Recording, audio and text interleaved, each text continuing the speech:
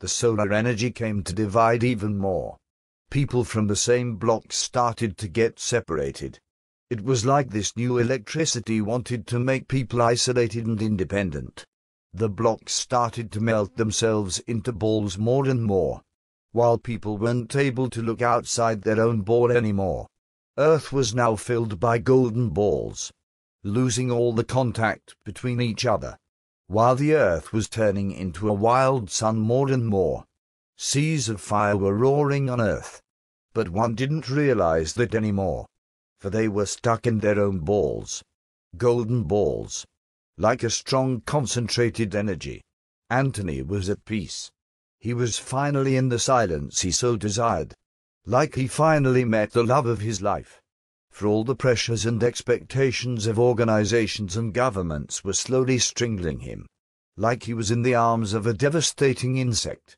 He felt free in his ball. It was like the show was over now, and he could finally live for himself instead of for others. He couldn't care about them anymore, for he knew they had to live their own lives, making their own decisions. Life would have a fitting cocoon for them, and he even didn't know who they were. He just wanted to be Blanco for now. The temperature in his ball was very good, but suddenly images were appearing on the walls of the golden ball. They were rippling like a movie, and it was like hands tried to touch him. He ran to the other side of the ball to see the images disappear. "Well done," he heard a voice saying. Hours and hours went on, while images were appearing trying to take him away, and he knew all the other people of Earth would go through the same. Soon he was very tired of it and he fell asleep. When he woke up, he saw the ball was transparent, and all sorts of insects were creeping over it. He saw the images coming from them, from their mouth, their eyes, claws or other parts. In the distance he saw a doctor with some injection needles. Suddenly the doctor walks to the ball, opens it and takes him out. It feels so strange, for the doctor is like a giant to him. The doctor has a very high voice, but explains to him that he's still in his golden ball, that this is just a trick of holograms. The doctor asks him to shake himself very quickly, and when Anthony started to do it, the holograms started to disappear while he found out he was really in his golden ball. She's dreaming all the rooms inside. She's dreaming all her dreams so loud. She never takes it away. She never takes the sting out of it. She's dreaming all the rooms inside. She's dreaming all these noises so loud. She never takes it back. What she planted in his mouth.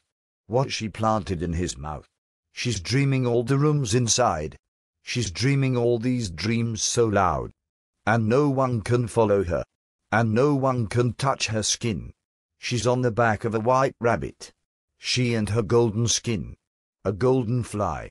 He started to feel so weird inside, like his mouth was in fire.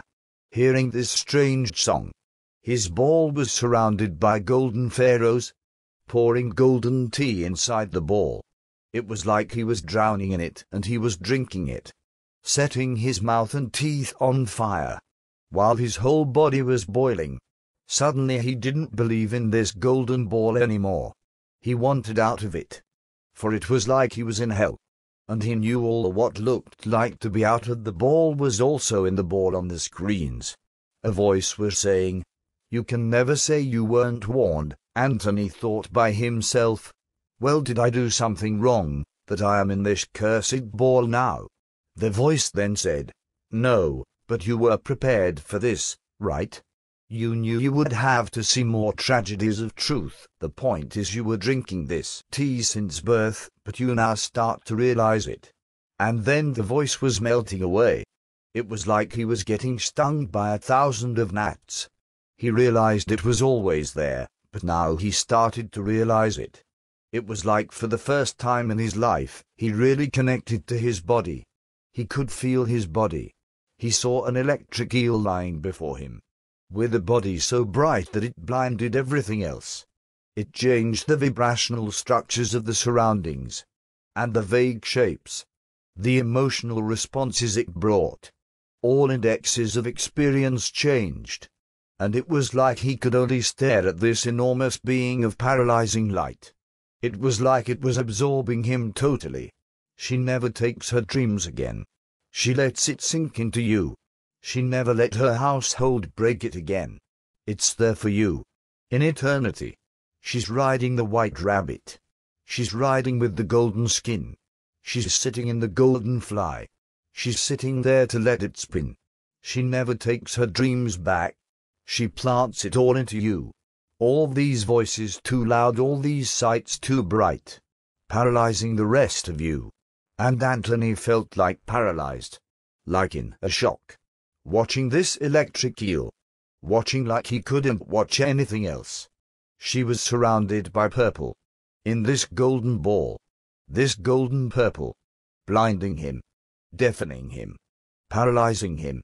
While the pharaohs were pouring their tea, he saw lullabies dance.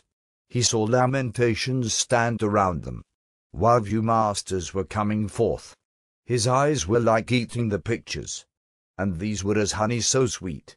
But in his stomach, it became like rage. A rage he couldn't understand. A rage he couldn't describe. It was absorbing his mind, and it was like he was growing into a statue. For outside they are shape-shifting each other, changing each other and then mocking each other.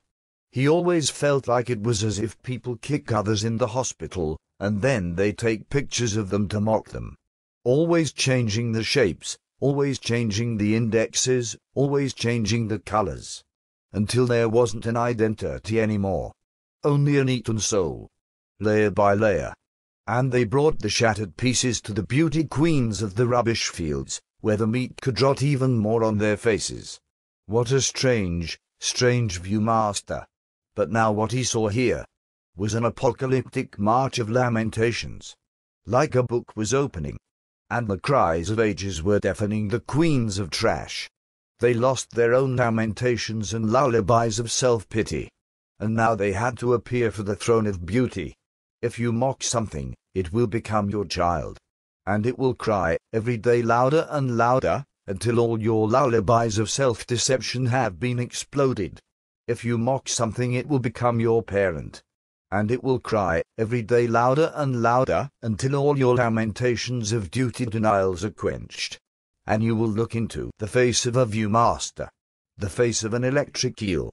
Anthony heard the slow sounds of a musical box. A voice said, "You can never say you weren't warned." In this electric eel, he felt himself like a statue. There was no need to switch anymore, for it was like here there wasn't time. All hard parts were connected into the statue. All truths. All he needed for this moment. He felt himself like a tree, like a rock. He felt that the clock had done its last tick, and it was like his brains were locked now, protected against any split, against any switch. For he knew, outside, they wanted to break him and shake him, making him insecure, by changing his pictures, changing their views and his views. He felt himself like being an ornament now, living in a shell, living in a diamond, having a new viewmaster. And then it was like he was diving through a million of golden rings, locking him up into this new world. They all had their advanced ways of locking it up. They span so fast. And he watched their figures, slowly spinning into a tight statue, a tight ornament. The tight rings there were. He now realized that the clocks made him so soft, molding him, changing him, while he could never get grip. While the vultures were eating his insecurity. He was always in such an identity crisis. But it was all gone now. He stared into the face of an electric eel. He knew, in this world, he could dance and change his shape. He could switch. Having a clock, without having a danger. He knew that he would be hard on the outside, soft on the inside, like an animal living in a shell. Like an oyster. He loved to watch the pearls inside. He loved to spin them. He desired to live inside of them, to grow harder on the outside, and softer on the inside. In the distance he sees his old marbles. They are suns, having the colors of stones and metals. He's seeing the solar ornaments, the solar stairways, while it's becoming dizzy in his mind. He's trying to grasp them, but they are flying away. It's like they are there, but when he grasps it's all staring and smiling at him from another place. He wants to learn their languages. He wants to be in their race cars. He wants so much. All his desires rise to the edge. Is this the road to New Old Baron? He wants to be on the race course, to roll on them, to learn a new language to the heart.